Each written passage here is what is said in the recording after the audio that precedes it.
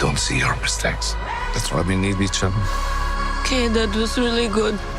We are the Thunderbolts! Can't call ourselves that. God, thank you. When we see Ava in this movie, she's a whole lot stronger and more in control than in the previous film we saw her in. So I was wondering, I don't know if you like to work this way, but did you do any backstory work to kind of justify that newfound strength? Maybe even something we don't see or hear directly in the film, but at least we can feel informing her performance. I did a lot of hot yoga, and I know it's really funny because like everyone was like, you love hot yoga, you're loving hot yoga, but it was actually a physically different type of, I hadn't gone really into it so much before. And the training, I think, my body before the Ant-Man and the Wasp was very cardio, hyperactive training, you know, kind of getting the tension up in my breath and with my focus of everything in control, and being in that suit as well, my hot yoga really serviced me for that kind of mental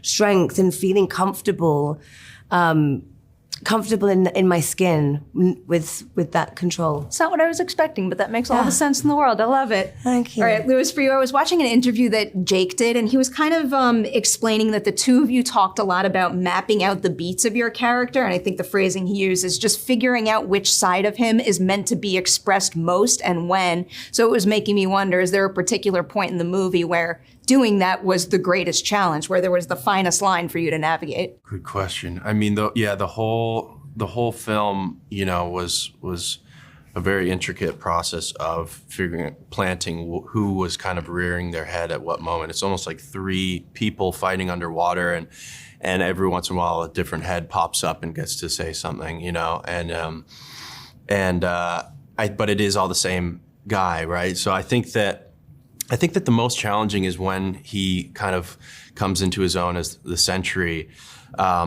He is battling a lot of guilt and questioning whether these, you know, how much to believe of Valentina's influence, and then also these kind of like wild cards who have taken him under his wing and who to believe.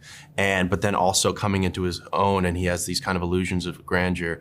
And so there's a lot of competing parts of himself that are kind of like, you know, rearing their heads. You do that very well. I was very impressed by that aspect of the performance. So thanks to Chair Day, I can't help but look ahead now. So we know the two of you are in Doomsday. We know a whole bunch of other people are in Doomsday. Of all the characters we know are confirmed, which character do you think your own would get along with the most, and who do you think they would get along with the least? I want to say Ant-Man for both.